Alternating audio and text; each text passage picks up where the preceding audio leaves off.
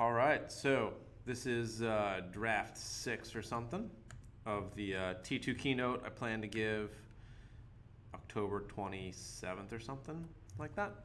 So thank you for listening.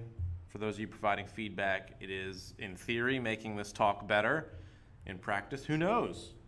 But title here, FinAc, Acknowledging Large Problems in the Small Actor Space. I've realized that when policy people and lawyers watch this talk, they don't get offended by the initial first 10 minutes, which just make fun of them because they're used to it. But they do want more structure, and frankly, they're not going to get any because just deal with the lack of structure in the world is kind of my message. And that's something that I think is the message of the talk. That's why we have a smiley face right away.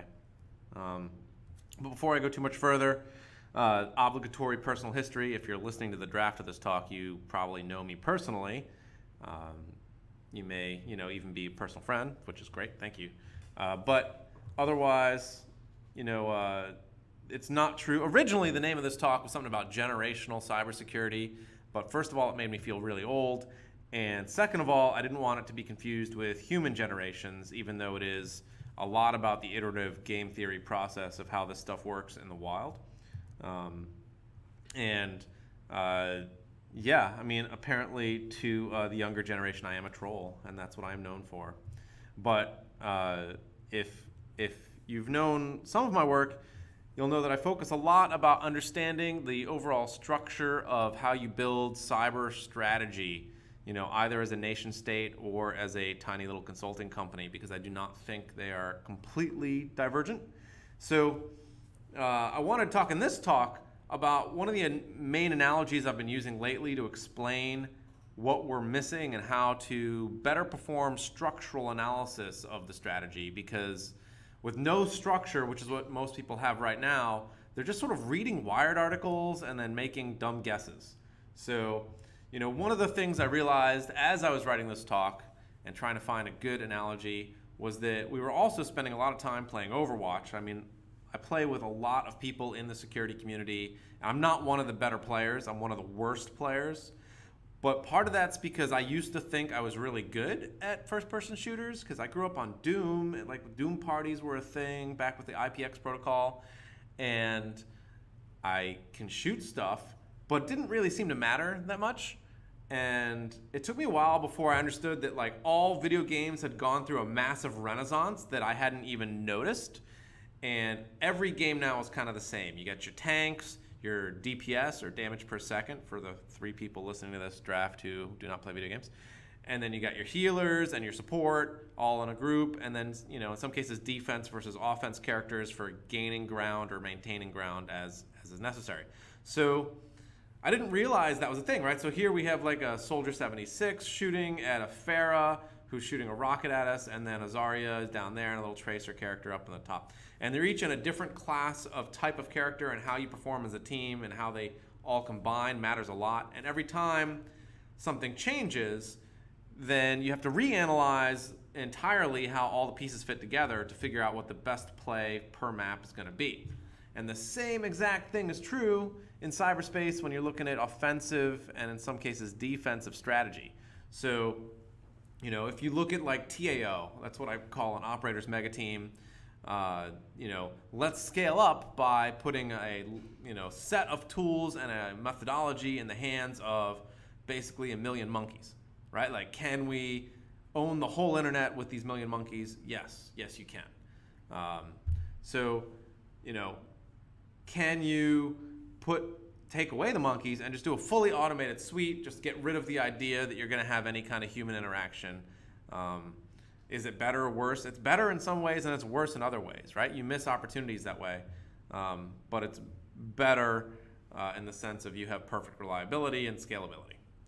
And then, completely getting rid of any of the centralized command and control, having rote worms, having something like WannaCry, and really performing this automation effort can be a completely valuable strategy for a lot of the smaller players. And even some of the bigger players. If you look at Stuxnet, obviously that was similar in some senses. I think people underestimate the complexity of some of these things. We're used to very simple worms. This is one thing that I think cracks me up, is that worms in real life are insanely complex, and make up a good portion of the life on Earth. And then in cyberspace, we kind of assume all worms are sort of like real dumb. And that's an assumption that can be challenged, shall we say. And then, of course, the other one, in some cases, I like to call it the Chinese model of having many small teams of contractors that each is performing its own methodology and, rolling its own way and have, pulling the knowledge back, but not the actual tools and techniques. And I think that's a valuable way to do things as well.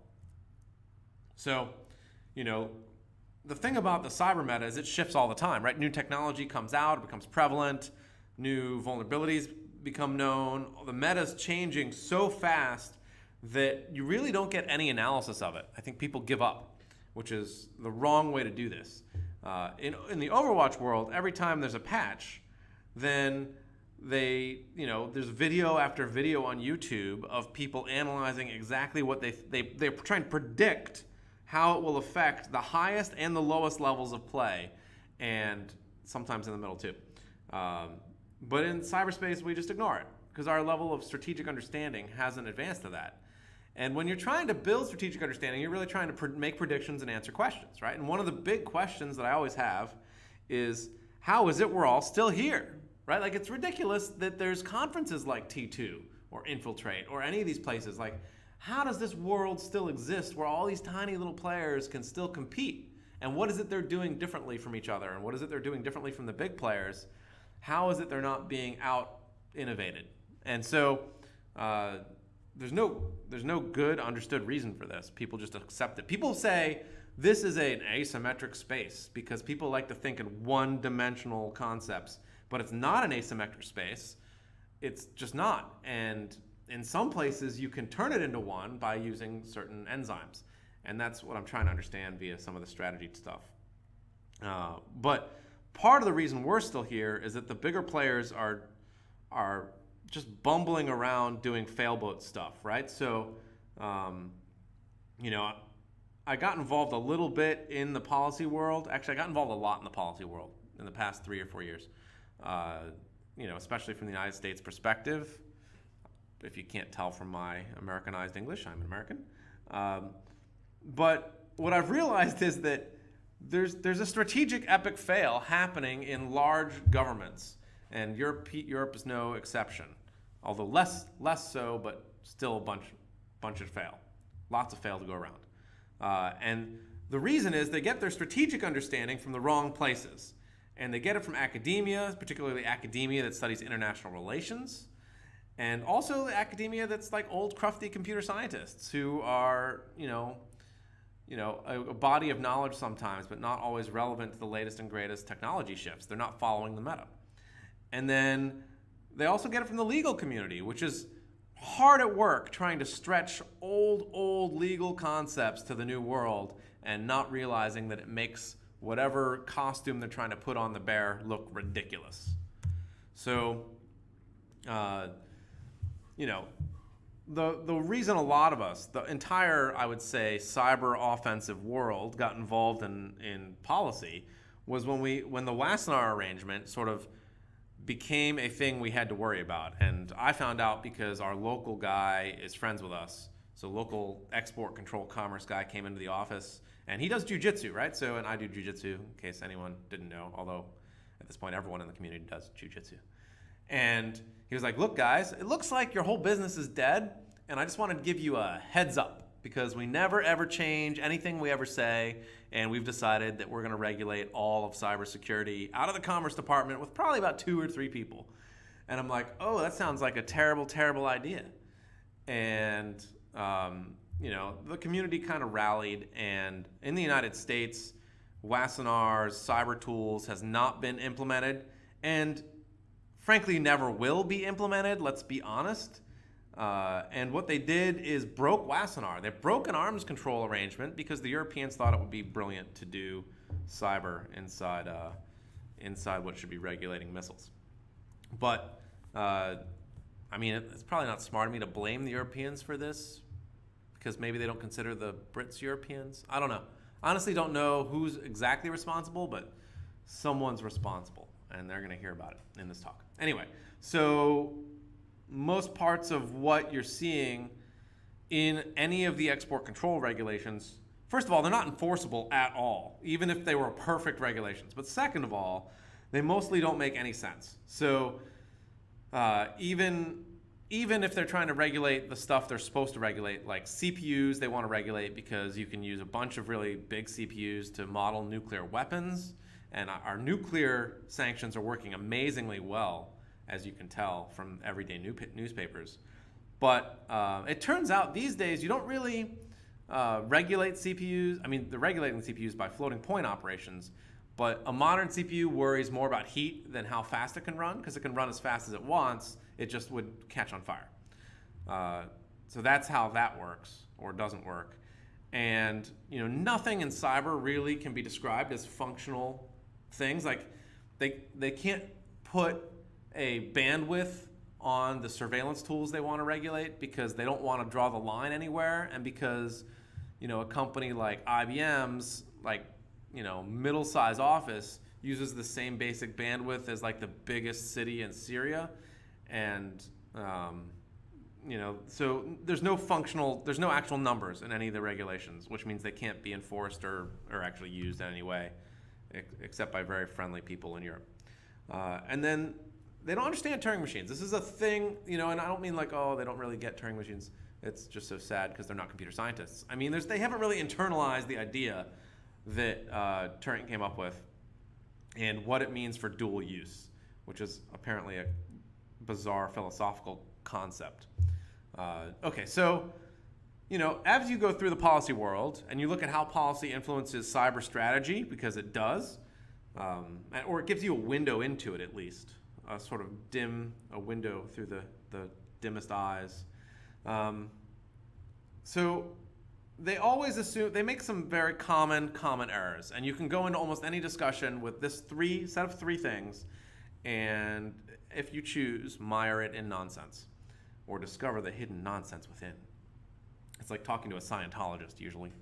So, so the first thing they always do is they always assume data or execution is completely bound to some physical location, when anyone who's worked on any distributed computation knows it is ridiculous to think this. And so what happens is you'll get a Microsoft lobbyist in on some random conversation in the export control room, and they'll be like, hey, how does this work in the cloud anytime anything comes up? And it just, drives the conversation into the sand and then under the sand where the sandworms eat it.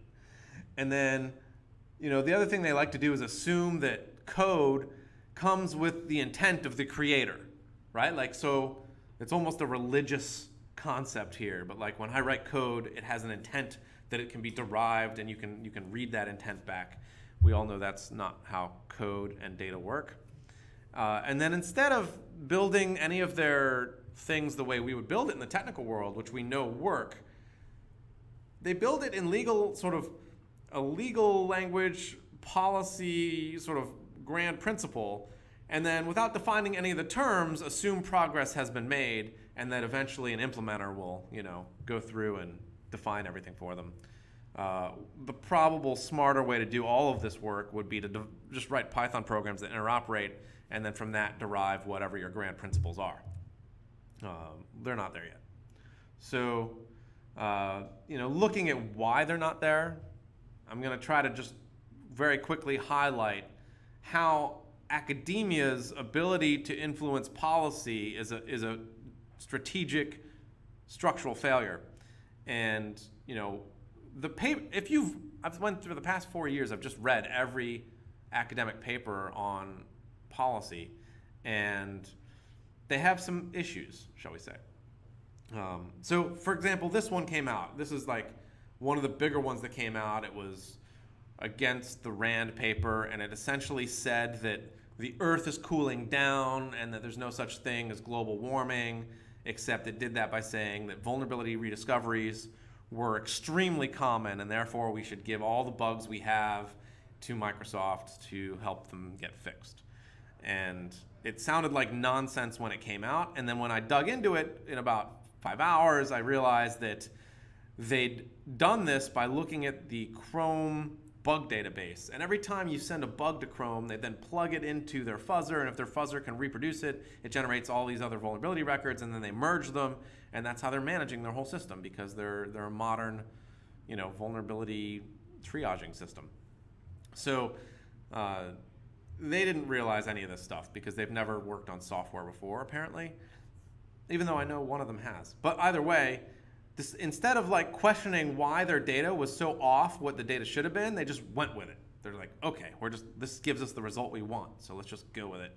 And it's just real bad. And this is like a pretty high-profile paper. It got in Lawfare, which is probably one of the most high-profile blogs you can get your policy paper in.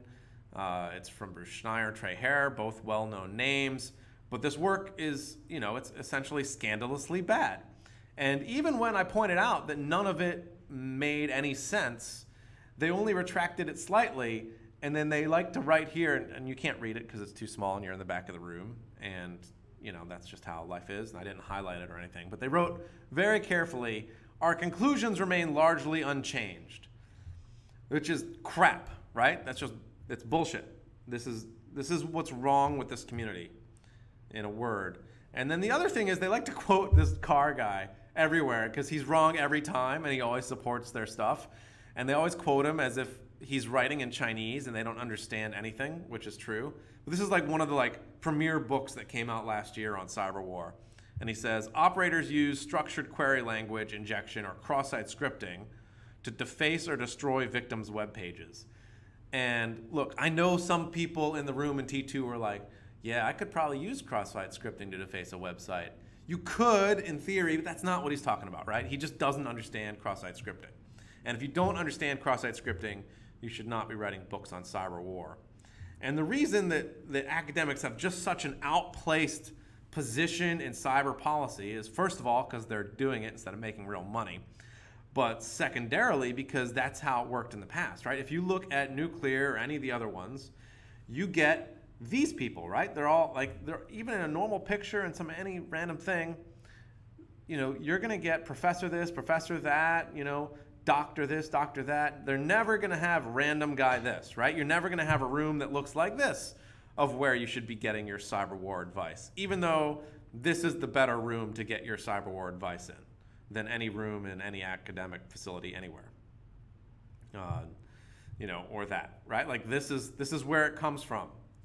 The little EL8 t-shirt and everything.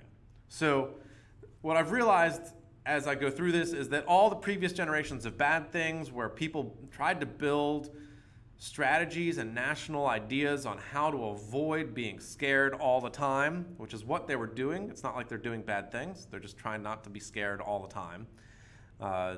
All that stuff used to come from academia, and now it doesn't, right? So what hasn't changed is technology being a force of great change is not a new thing. But the people that you need to listen to adapt to that change are a completely new thing. And that's our major malfunction, as they say. And part of the issue is that none of the people in academia really have access to the data they need. They're just making up new terms for return-oriented programming instead of getting access to mass amounts of data. This is a Microsoft talk that I stole this data from. But without the data, you can't make good policy. And what they've decided to do is just ignore all data. And that's why we're failing. And the lawyers that make up strategy are equally messed up in a different way. I've been involved a little bit with some of the NATO stuff. And in fact, if you go very quickly on the ferry from Helsinki, you can reach Tallinn, which is where they did the big NATO cybersecurity conferences. And what they produced was, genius level nonsense. So the Tallinn manual, there's two of them. The first one, they tried to start talking a lot about the laws of cyber war and when you've crossed the line and what does it mean to build a cyber booby trap, which is nonsense.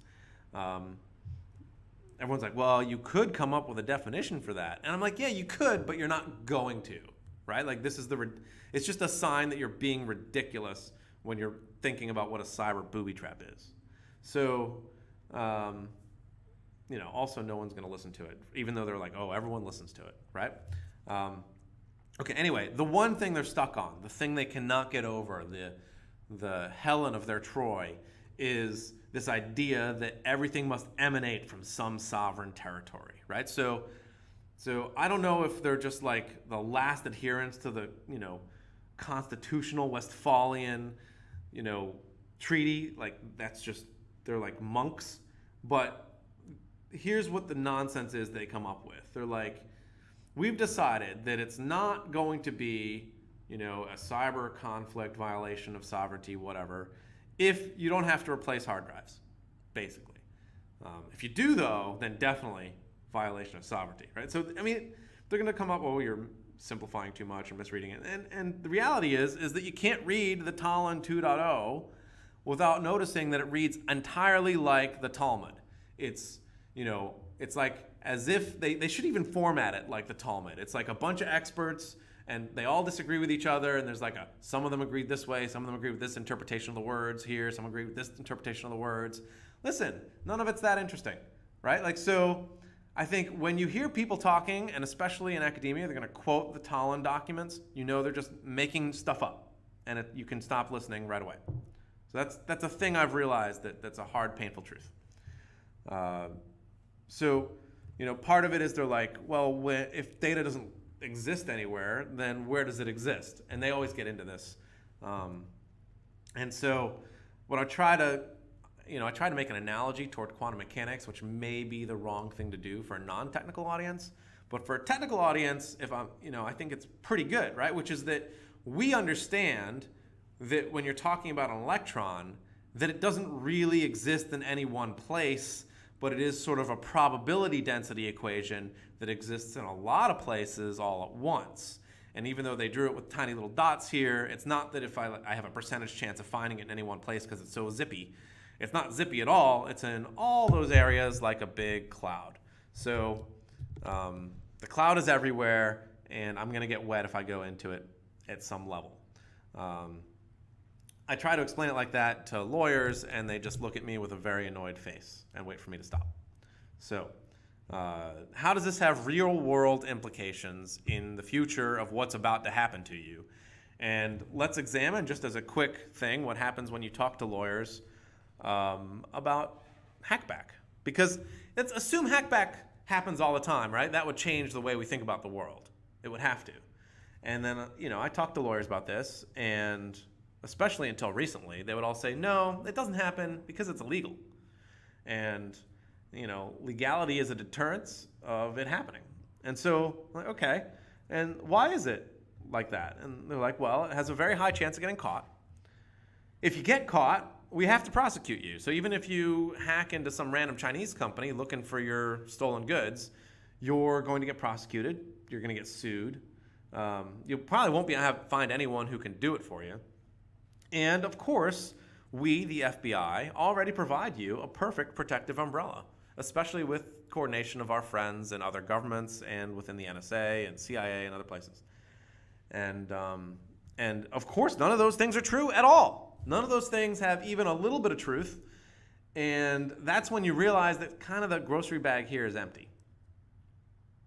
As much as I've bashed on academia and government for the nonsense they create, it's worth pointing out that industry writes a lot of antiviruses. We know those don't work. Those are just silly. And we know some of the risks of them are way more than the benefits in the case of our dear friends Kaspersky. And then, offense has issues too, right? Like, there's plenty of script kiddies who are putting brand names on vulnerabilities and hyping them up that should not. Let's just put that bluntly. And so you move on once you've decided that, look, we can do better, and we can build a better strategic framework, and we can make predictions and perhaps test our framework to see if that's right. I think it's good to say what kind of predictions you want to make.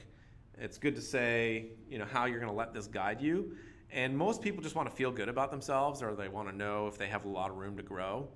Do I have to worry more about Iran or more about Russia, or, know your enemy? That's silly. Don't do that, right? So there's this tendency, like, I want to just rank things or categorize the threat. That's just admiring the problem. That's what the Air Force does. We don't do that here. What What we want to do is recognize power projection tools as they're being used on us, because that at least would be ahead of time of what happens in most places, right? When you don't even realize that the Russians are applying cyber power to you until after it's already messed up your election, you've got a problem.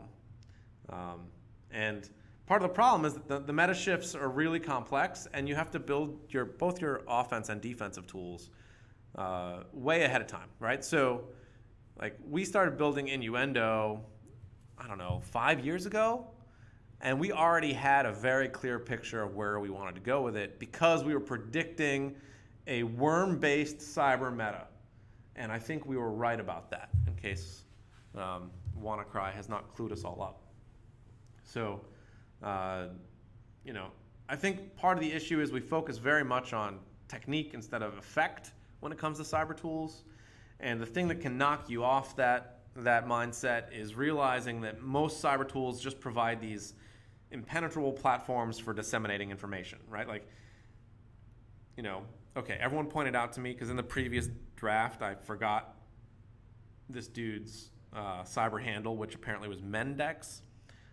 It doesn't really matter, right? So the point is, he's a real hacker. That's not what his cyber handle was. It's that the dude wrote exploits and hacked into stuff, probably a lot more stuff than he got caught for, before he built WikiLeaks. He built WikiLeaks because he knew what he could do with that sort of activity. And the same thing's true with the Pirate Bay. Like, you go to the Pirate Bay thing, and it's like, okay, now it's just normal people. But, you know, the Swedish hackers are pretty darn good. So what we try to do, you know, Immunity focuses a lot on trying to protect our clients from implants. Everyone does, really. Implants are like a sweet spot for defensive companies. And we can talk a little bit about how offensive companies have reacted to that. But when I tried to build metrics around some of these things, I built this big metric chart. I built like what would I look at when I tried to examine the sophistication of implants, because I've been building implants for a little while, for those of you who remember hydrogen and helium. So, you know, the reality is that if you do hub and spoke routing, which some of the modern tools and nation state tools still do, then you're doing pretty well. There's certainly a lot of people who still, frankly, do single channel HTTP or HTTPS implant command and control. And then there's going to be people at the top end of the chain who do this really smart emergent behavioral routing technique, right? So if you remove their command and control, it's immediately going to route through whoever the nearest neighbor is to see if he knows where a new command and control is. And there's a lot of stuff out there, I'm sure, that's like that we're not catching yet. You know, and obviously at the high end of some of these things, you know, if I have an active penetration against your intrusion response, aka Kaspersky, then I can provide early warning that you're about to produce a big report on all my tools, and I can rip it out before you find too much. So that's at the top end of the tool chain.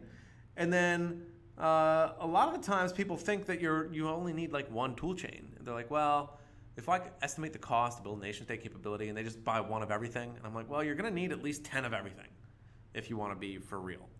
And then how do you build an anonymous deconfliction protocol such that, you know, when I install twice with two different tool chains, they don't uninstall each other because they want to play Core Wars.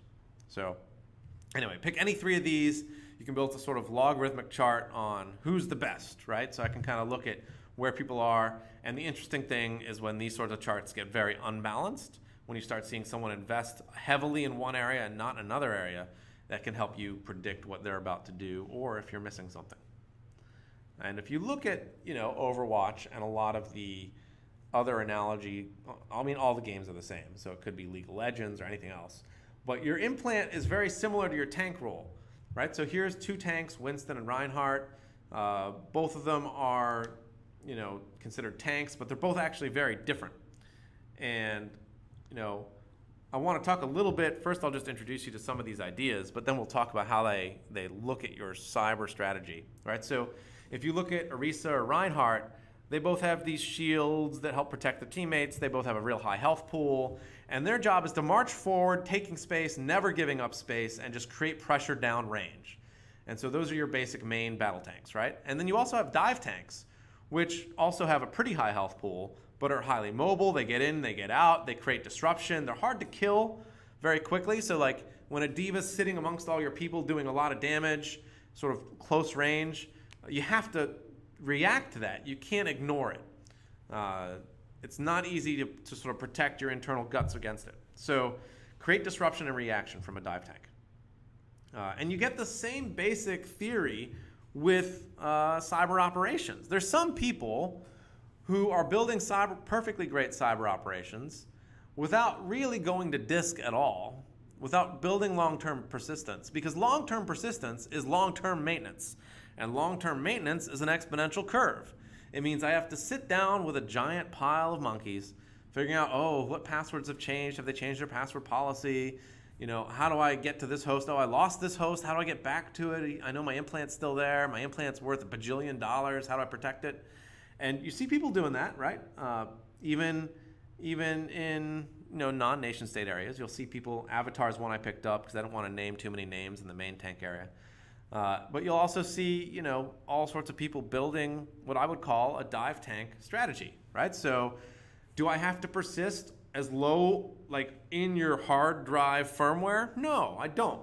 I can also persist in a Word document or an Adobe document that I know you're going to click eventually, right? So it's using hideously creative, but maybe less deterministic effects.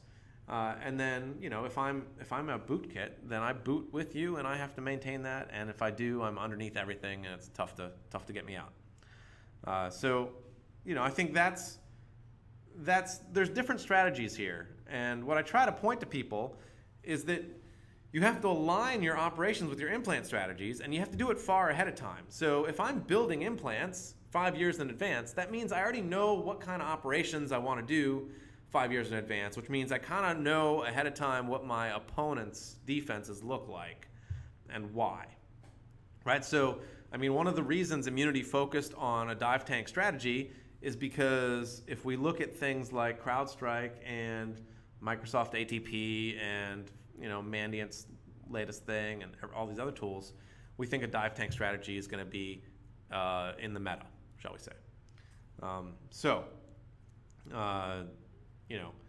Maintenance is hard. Let's put it that way. The other concept I think people don't really grasp, and I'm going to try to explain it with Wombocombos, which is a funny term, but what it means is if you have one character that can hold everybody in a particular spot, another character that can blow people up, you want to combine those two skills so that the blowing up actually hits people, and that's it, right? So the same thing's true with building exploitation chains, and you sort of, if you know PHP web attacking and you have a kernel hacker who can write Linux locals, then you own the whole internet, just straight up. That's just, everything's going to be your oyster. And the same thing's true if you have Flash bugs in a phishing framework or Office bugs in a phishing framework, or if you have good supply chain control and you're great at BIOS implants, for example. You don't have to have more than that. So building these chains, you could name another 30 of these, but you'll never see a small organization do like PHP web skills plus BIOS implants, because there's no point. They don't combine. There's no synergy. And we haven't really done a good job of categorizing the synergy between these things and even being able to measure it, for example. So if you're trying to build a cyber strategy, this is one of the ways you're going to do it. Obviously, one of the things that you get in the policy world is this idea that bugs are either rare or common, and therefore we should either kill all the bugs or save all the bugs. And the reality is much more complex, because oil is pretty rare here in Miami, but pretty common in Saudi Arabia, for example. There's a bursty equation of where the distribution of all these things is. And it's not like they're not related to each other. So, some bugs are clustered together, and if you find one, you might find 5, and some bugs are spread apart, and, only one person in their whole lifetime might ever find them. So, it's weird. Right now we're living through sort of a bug renaissance where, for whatever reason, people have broken multiple platforms all at the same time, and there's like massive vulnerability coming out after massive vulnerability.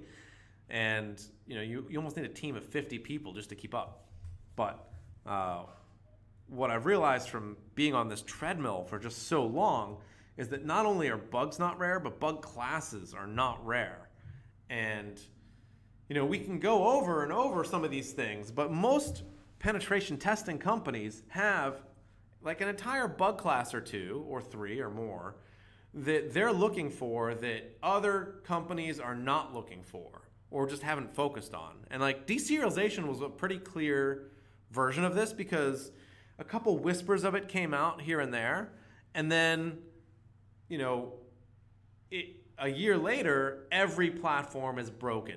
.NET is broken, Java is broken, Flash is broken, everything is broken because of deserialization. But like next year, it's going to be a whole different thing. It's going to be like the dictionary pointer disclosures that no one wanted to focus on after that one Flash bug. Stack overlaps, for example. Everyone's like, oh, that was good to see one advisory come out. But so this is something I find fascinating because a lot of the tools we build to try to defend ourselves just kind of like kill one bug class. Like we're just going to spend all of our effort over at Chrome getting rid of use after free bugs and then ignore whatever else thing affects Chrome because we don't know about it, for example. So if you acknowledge that there's whole bug classes you're not going to know about, your defensive posture changes a lot. And so much of what we do depends on the idea of people not being smart enough to mass scan it, as I say. Like, we're all comfortable with the idea that any simple buffer overflow or bug is going to get mass scanned. We're okay. It's a simple TCP port you connect to and do some stuff. It's mass scannable. What we for some reason, even though it's already been very public that a tool like this exists, is we completely ignore the idea that web vulnerabilities are also mass scannable and that there's someone out there with just a huge database of all of them every day that they've been sniffing or finding. And then the same thing's true for like the more complex protocols. People just assume, okay, no one has all of them listed at all times. And I think you still get pushback as a pen testing company if you're like, look, I just want to do whatever I want to do against your external net. They're like, no, we can't do that. You might crash something. And I'm like, well, someone's already doing it. Like, you know that, I know that, we all know that. Why don't you let us do it too? And I think you're going to start seeing nation states, I think the Brits are actually a little ahead on this, where they're like, yeah, if you're in the .uk space, you're going to be getting scanned every day, and we're going to send you a list of your vulnerabilities, and if you don't fix them, we're just going to deregister you. And I think that's just a much more advanced cyber strategy, if you think about it.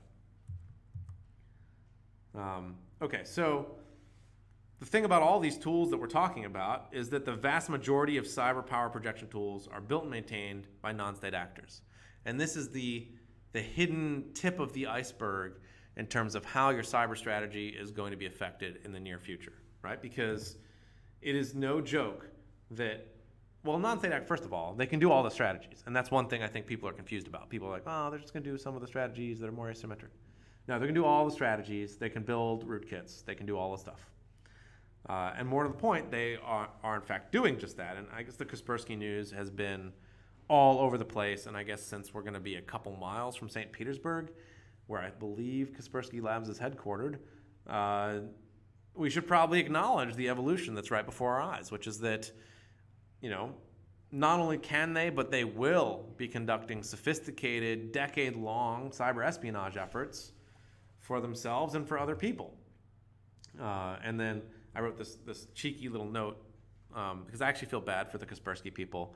And then I assume what is someone from Russia said, yeah, I feel bad for the 100% of NSA engineers who did not realize they worked for a non-top APT. So true. And that's like a thing though, right? Like, what if the NSA is not the top dog that they think they are? Because what if, literally there's nothing to stop hacktivism. I mean, I don't think we learned the right lessons from LulzSec. I think the lesson we could have learned was that they operated for like a year and nobody could do anything about it because their OPSEC was decent for about that period of time. And yeah, eventually they got caught. But what if like Team B comes out and they're just slightly better? Just a little bit. Just like they've got 3 eyes instead of 2, and then, they can see in the dark slightly better, right? Like, so that should worry you, is I guess my point. And the other thing I think that should worry you more than it's going to is that every time the EU shakes down Google, I wonder if Google will ever get angry enough to do something like looking through their internal database and just straight up say who all the French and German spies are in the States, right? Because I'm pretty sure they could. And targets, I think, are also going to change. I mean, it boggles my mind that some of these targets haven't been publicly hit, even though I'm sure they have been privately hit. But if you look at, say, the Roman Catholic Church or the many whaling corporations that exist, or in many cases the judicial systems, which are a huge weak spot. Now we're all about elections, but the fact is the other branches of the U.S. government and every other government are equally weak, if not thousands of times weaker. So private actor versus private actor is the norm. And I think we need to adjust to that and recognize when we're seeing it right in front of our eyes. And part of that is we have done a fantastic job of training up talent. And, I think Doug Song was making a bunch of different points, and I think they're all pretty valid. But, one of the things I looked at this thing and saw was there are lineages to go with cyber hackers that have differing opinions on a lot of things. I mean, they're blended lineages in some cases.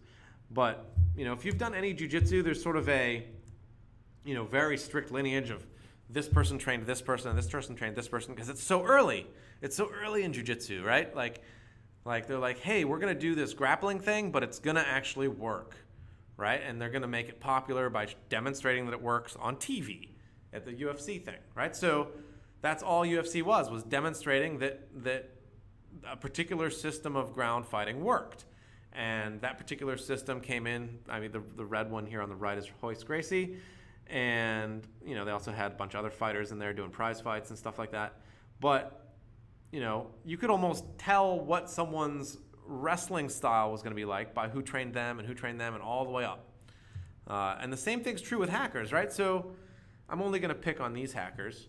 But, they had a very particular style. And even now when I see certain exploits come out from unnamed people and from various corporations, you can say, well, I'm pretty sure that person was in Synergy, right? Like that's just, like I'm 99.99% sure.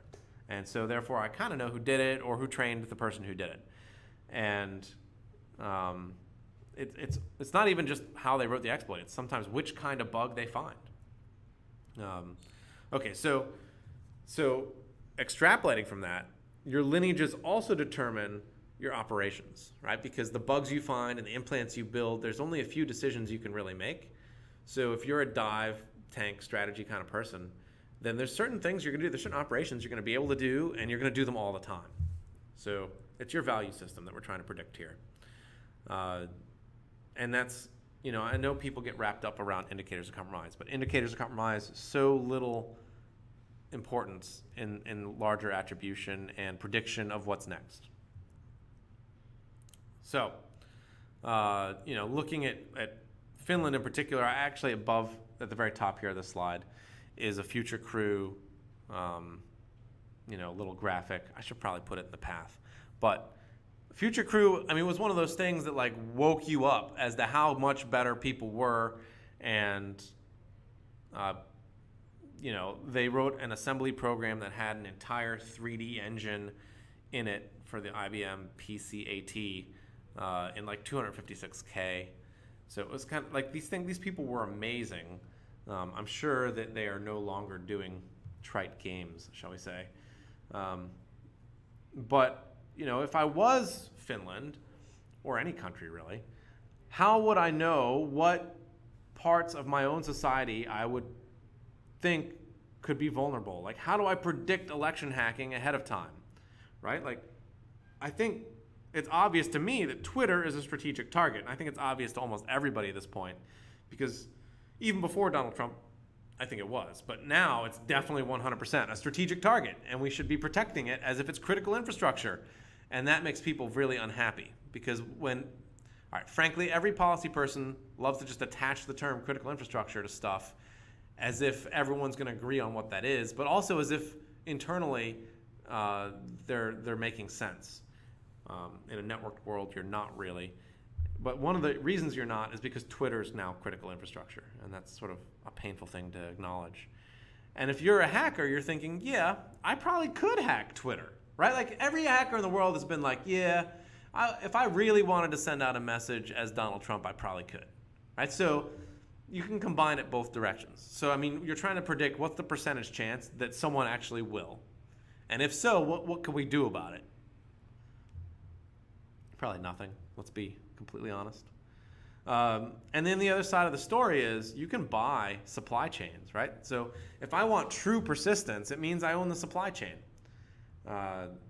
Twitter is one of the most important supply chains, and a majority stake in Twitter would be well within, I think, Finland's budget. It's not cheap, but it's not that expensive. So new ideas around alliances, right? So let's say you're Finland, which has a history of interesting alliances, shall we say. You know, Finland's in the stage now where they pretend they don't have capability the way they really do, which is, and everyone gets upset when you point out that everyone does the same thing here. Everyone's like, yeah, we really just need to figure. The United States was in this phase till like 3 years ago, right? Like until Stuxnet was really popular, everyone's like, yeah, we're just like really working on this offense thing. We're not sure how it's going to go, but we're hoping to get good at it soon. So I think the Snowden leaks in particular have taken a little sheen off that. But there's some pretty cool alliances you could do. For example, Japan, which likes to be called Sunrise Land. And you could go ally with them. They're in about the same phase. They're rising cyber power, shall we say.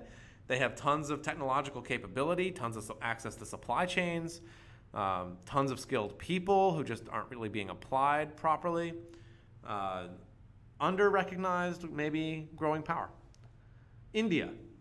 Finland could ally with India in cyber. And by ally, I mean literally the way the United States does with the UK and Canada and such. You could literally say, okay, in cyber, we share all of the things. And you can use our exploits, we will use your exploits. So, you know, India does all the middle management for every company on Earth, right? When you send a bug to Microsoft, does it go to India, you have to ask? Okay, so you don't have to do it with a country. You can ally yourself very closely with Google. You're like, look, Google, we just want a little bit of early access to the 0 days, and in exchange, let me tell you what you're going to get, right? So there are some very interesting alliances you could do, and I would not be surprised if they have already been done. Okay, so what do we see from a high level of clients reacting to this sort of thing? And they do a few things, right? So I was at one of our Fortune 10 financial clients doing a little panel with a bunch of people, and they're like, here's what we have to do. We have to store less because we can't just have giant databases laying around because we assume everything's compromised. We have to understand more about everyone around, which completely contradicts the first point. But they're going to say, basically, identity is no longer as simple as it used to be. If we look at what Facebook uses for identity, it's 12 data points and more. And then we have to react at machine speed, and we have to stop pretending that processes that don't react at machine speed have any value, right? So if DHS is releasing a PDF full of indications of compromise, then it's crap, right? Just admit it, it's crap. If it's not at machine speed, it's crap. Should be your motto if you're now working at DHS.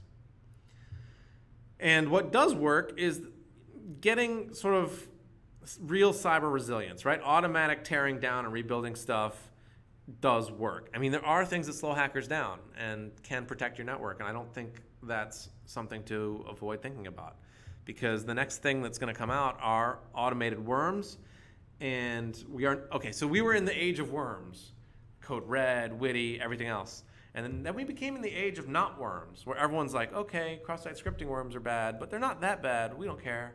And then now we're again in the age of worms. Every new attack is gonna be a worm. It's just, and it's funny because as we talk about like vulnerability equities process in the States, they're like, well, let's not like use any bug that's wormable, which to me explains just how dumb policy people are sometimes, because every bug is wormable. That's just the way it is. And so anyway, these are things that you're going to hear in conversation. And again, multiple defense styles. I only have a picture for one of the defense styles, but You can do the same thing attackers do with main tanks, right? You can take ground and not give up ground. You can counter dive on a dive team. So if someone comes in, you can dive on them. And then you can build some sort of turret defenses, right? And it's funny because I was looking at Microsoft ATP really intensely last week, which I'm sure they're really happy about because I posted thousands of Twitter messages. And because it's good advertising for them. It's actually an impressive product. But the downside is this, right? There's a lot of products out there that are in the kernel and doing kernel manipulation. They work, but they're playing core wars, right? So there's a very thin shield between I got into your system and I turned off your endpoint protection system because we're both running in ring 0. And the only time it really works is if they're in the hypervisor and I'm stuck outside the hypervisor. That's what this blue shield is meant to represent in the turret defense world. Here, so there's a shield and a turret, right? Actually, 2 turrets technically.